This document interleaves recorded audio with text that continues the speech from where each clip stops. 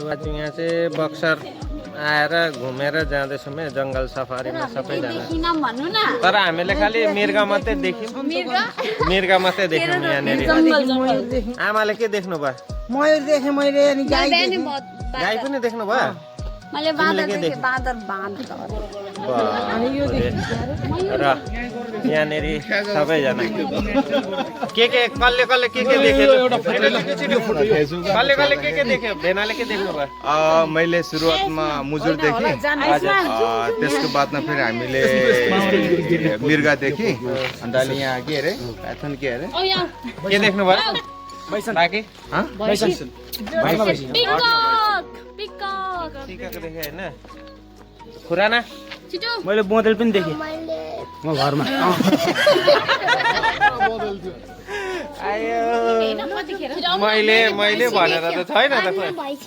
अर्ना भैँसी पनि देख्यो? अरे बाबा रे यहाँनिर। चलो ठिकै छ।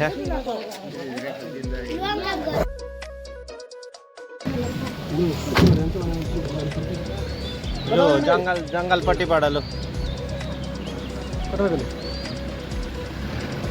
अब यति सफर भयो, अब जाँदैछौँ हामीहरू ब्याक ब्याक ब्याक ब्याक। मजाले सफरको आनन्द लिनुलाई यता बक्सरपट्टि आउनु पर्यो सबैजना।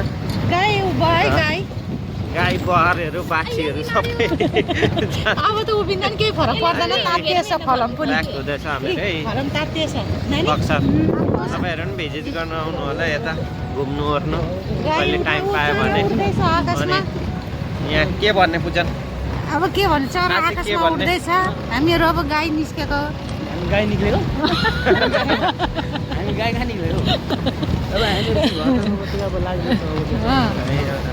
अब बिस्तारै बिस्तारै घर जानुपर्छ।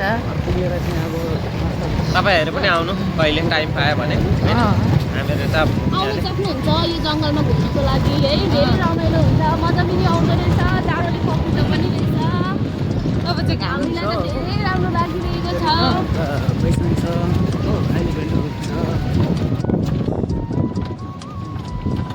मजा लाग्दैछ जङ्गलमा घुम्नु। अलिकति यस्तै हो यो जङ्गलका सफर, जङ्गल सफारी। यही जङ्गल सफारी। अगाडि अर्को गाडी, यहाँनिर हामीहरू उहाँनिर उता देखाउनु पर्यो।